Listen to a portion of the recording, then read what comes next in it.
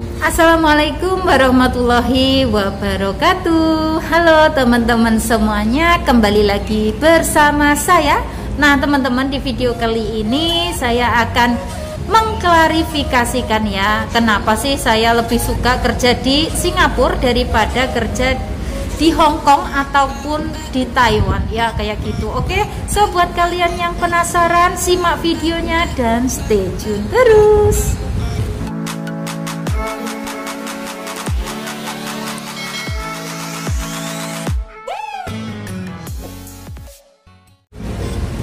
Nah teman-teman, sebenarnya ya kita itu bekerja di mana saja itu sebenarnya sama ya, nggak ada bedanya. Toh kita mau kerja di Malaysia ya, toh kita mau kerja di Singapura, toh kita mau kerja di Hong Kong ataupun di Taiwan ya, itu sebenarnya sama ya.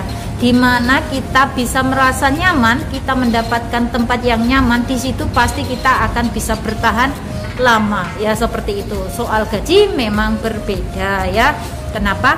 Karena beda negara otomatis beda gaji dong ya, seperti itu. Dan juga beda pula potongan gajinya ya, seperti itu. Dan ada yang DM saya ya, kenapa sih Kak nggak pindah saja ke Hong Kong ya, kayak gitu. Ya buat apa pindah ke Hong Kong coba ya. Saya di Singapura ini ya teman-teman, setiap minggu saya sudah dapat libur ya. Terus setiap tanggal merah saya juga libur ya, seperti itu.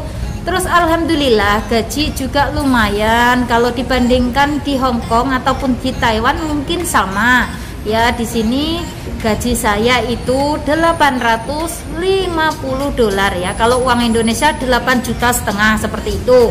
Nah, terus kalau saya proses ke Hong Kong ataupun kalau saya ingin proses ke Taiwan ya teman-teman, itu kan harus belajar bahasa lagi ya.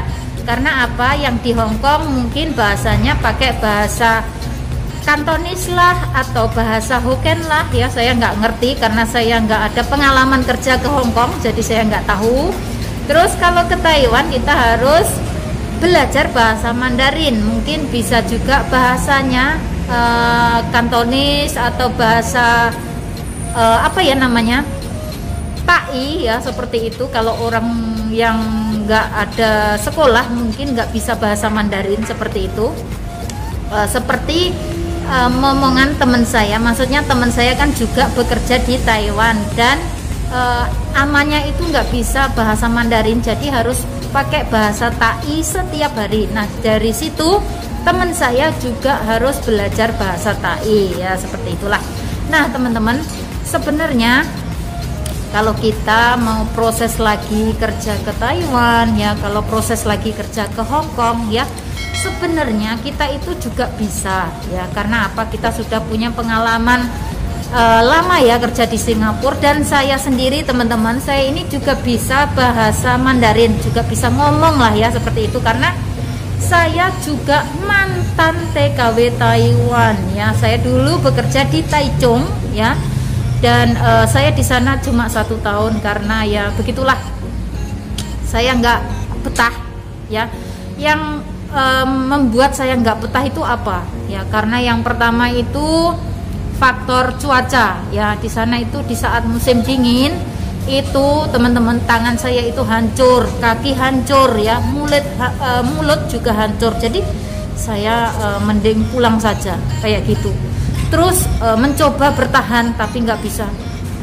Waktu itu ya teman-teman, saya itu di Taiwan ya, dalam masih masa potongan. Sebenarnya saya sudah telepon ke PT yang ada di Indonesia ya, katanya kalau kamu masa potongan belum selesai dan kamu minta pulang ke Indonesia, kamu didenda. Karena biaya kamu untuk terbang ke Taiwan itu kamu dikenakan potongan gaji selama 9 bulan. Nah dari situ akhirnya saya harus bertahan teman-teman ya, bertahan sampai mentok 1 tahun. Pas hari raya saya pulang ke Indonesia. Nah yang membuat saya nggak betah kerja di Taiwan itu bukan hanya masalah cuacanya saja ya, akan tetapi juga karena job saya yang terlalu berat teman-teman ya. Saya di sana itu merawat akong ya, akong saya itu jompo, stroke sebelah ya, kayak gitu. Dan di saat musim dingin, akong saya itu nggak mau dipakein pampers ya. Jadi setiap dia kencing selalu memanggil kayak gitu. Dan dari situ saya itu merasa beban lah ya. Setiap 30 menit, 1 jam kayak gitu selalu panggil-panggil, minta kencing, minta diambilkan apanya itu yang buat kencing itu kalau laki-laki itu. Ya Allah ya Robbi, pusing teman-teman. Orang ya biasanya kalau malam itu untuk tidur, tapi kita itu untuk ngejagain akung ya, karena yang namanya setiap 30 menit, kadang 40 menit, yang namanya orang tua itu kan sering kencing ya teman-teman. Jadi dari situ saya itu ngomong langsung lah ya sama agennya. Sebenarnya saya itu minta pindah, akan tetapi karena agensi yang di Taiwan itu sudah bekerja sama dengan majikan, akhirnya saya dipulangkan ke Indonesia. Tapi alhamdulillah nggak apa-apa ya. Mungkin rezeki saya bukan di sana. Dan dari Taiwan akhirnya saya kembali lagi terjun ke Singapura, dan sampai saat ini saya di Singapura teman-teman. Nah, dari situ ya teman-teman, saya itu nggak ada niat ataupun hasrat untuk kerja ke lain negara selain di Singapura ya. Karena apa? Di Singapura ini menurut saya juga best banget teman-teman, karena ya cuacanya ya sama kayak di Indonesia ya. Malahan teman-teman di Singapura ini cuacanya ya nggak terlalu panas, pokoknya ya sejuk ya, enak, pokoknya seneng banget. Pokoknya buat kalian yang nggak betah, yang nggak suka dengan cuaca dingin kayak gitu, mendingan kalian proses saja ke Singapura, karena di Singapura ini cuacanya hampir sama dengan yang ada di Indonesia. Dan gaji standar ya untuk yang fresh saat ini itu 600, bahkan bisa lebih dari itu. Dan juga nanti kalau kalian ya rindu dengan keluarga, kalian bisa pulang ke Indonesia, itu deket seperti itu loh teman-teman. Jadi nggak jauh. Kalau kalian mau pergi ke Hong Kong ya, pergi ke Taiwan, kalau pulang nanti bisa transit lagi ke Singapura, baru mendarat ke Jakarta, seperti itu ya teman-teman. Jadi kesimpulannya, saya memilih kerja di Singapura karena saya suka kerja di Singapura ini. Sukanya karena ya satu, masalah iklim ya, masalah cuacanya itu sama dengan yang ada di Indonesia ya, seperti itu.